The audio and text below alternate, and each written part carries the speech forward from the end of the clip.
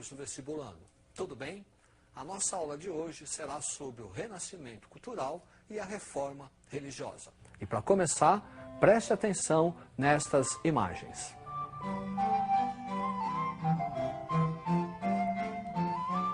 Identificou? Trata-se da Mona Lisa de Leonardo da Vinci e parte do afresco do teto da Capela Sistina de Michelangelo Buonarroti, dois grandes representantes do renascimento cultural. Movimento que começou na Itália por volta do século XV.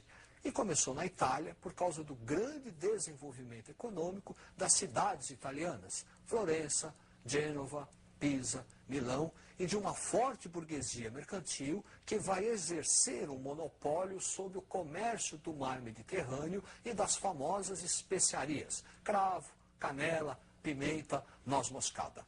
Também um desenvolvimento urbano e a instituição do mecenato. Mecenas era aquele que patrocinava as artes e os artistas. Nesse contexto, a Itália passa a ser um centro que vai difundir novos hábitos, novos valores, novas culturas que caracterizam o Renascimento. Para você não esquecer, preste atenção neste quadro.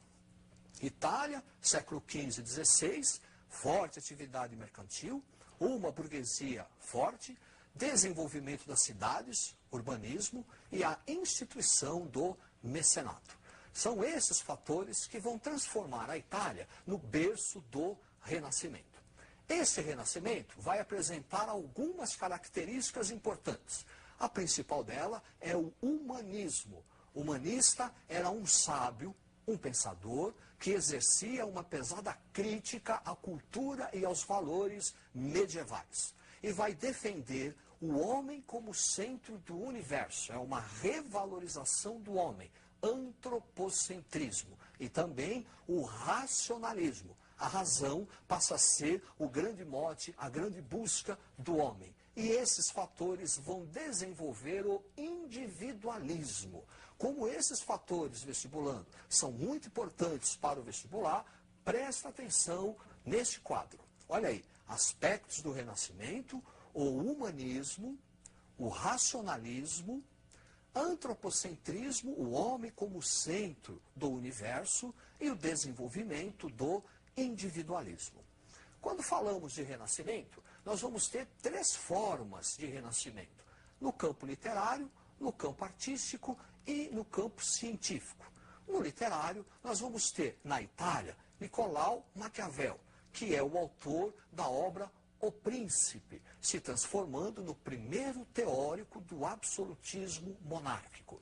Na Holanda, nós vamos ter Erasmo de Roterdã, com a sua obra O Elogio da Loucura, que é uma dura crítica aos costumes e à igreja medieval, abrindo caminho para a reforma religiosa. Na Inglaterra, o pai do teatro moderno, William Shakespeare, com as suas tragédias, Rei Lear, Otelo, Hamlet. Em Portugal, Luís Vaz de Camões, com a sua epopeia Os Lusíadas, exaltando as grandes navegações, em especial a viagem de Vasco da Gama.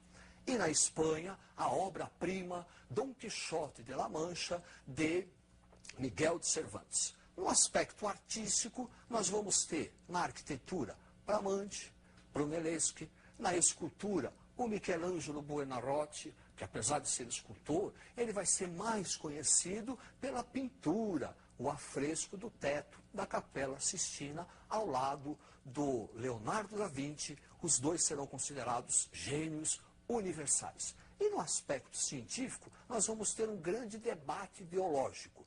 De um lado, geocentrismo, postura defendida pela Igreja Católica, que vinha desde a Antiguidade, que afirmava que a Terra é o centro do universo.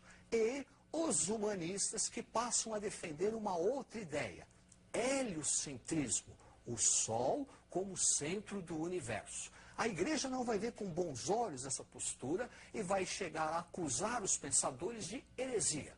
Para você ter uma ideia, vestibulando, Giordano Bruno vai ser queimado na fogueira por defender o heliocentrismo. Galileu Galilei só não o foi porque se retratou.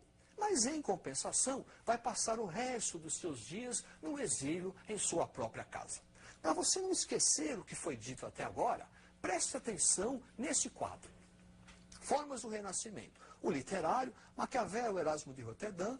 O artístico, Michelangelo e Leonardo da Vinci. E no científico, embate entre heliocentrismo e geocentrismo.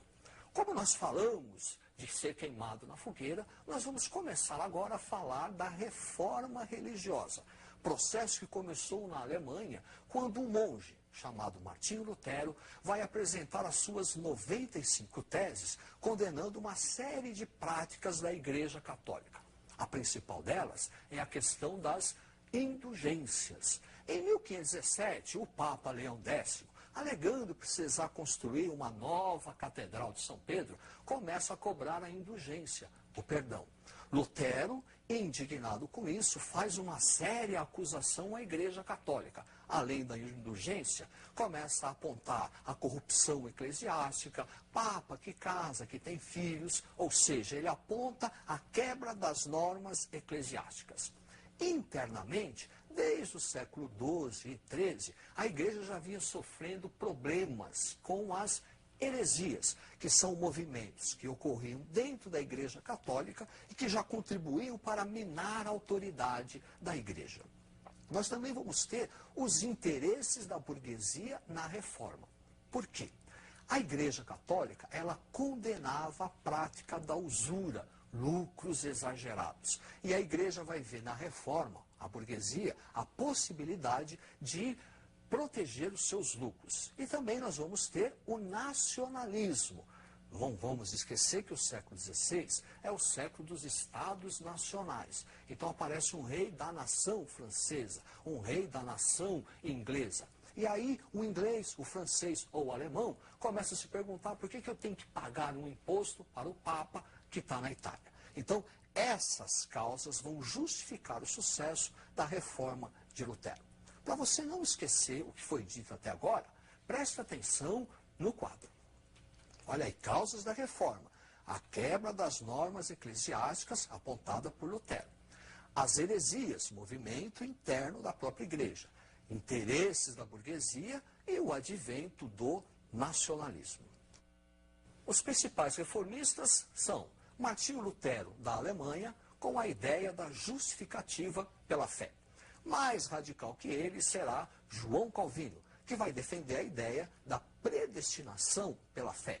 Isso quer dizer o seguinte, segundo Calvino, já há o predestinado, o eleito por Deus, que seria aquele que trabalha e acumula capital. Essa ideia será muito interessante e nós vamos desenvolver depois. E na Inglaterra, Henrique VIII, o rei, vai criar a sua igreja, a Igreja Nacional da Inglaterra, a Igreja Anglicana. Para melhor compreensão, preste atenção no quadro. Os reformistas, Alemanha, Martinho Lutero, o francês, João Calvino, e na Inglaterra, Henrique VIII e o anglicanismo. Você lembra do Calvino e a ideia da predestinação? Segundo Calvino, o predestinado é o eleito de Deus, que seria aquele que trabalha e acumula riqueza. A burguesia vai identificar nisso a possibilidade de legitimar o seu trabalho e o seu lucro individual, surgindo assim a chamada ética protestante, que vai impulsionar o desenvolvimento do capitalismo. Desta forma, a burguesia europeia começa a abraçar as ideias de Calvino, ocorrendo uma expansão da reforma. Preste atenção neste quadro. Na Alemanha, os reformistas serão os luteranos, na França, os huguenotes, na Escócia, os presbiterianos e na Inglaterra, os puritanos. A Igreja Católica, ela não vai ficar inerte sem fazer nada diante da expansão da reforma. Ela, a Igreja, faz a sua reforma. E a reforma da Igreja Católica é chamada de contra-reforma. As decisões da contra-reforma foram tomadas no Concílio de Trento, que vai manter todos os dogmas da Igreja Católica, manter os seus rituais, criação de seminários.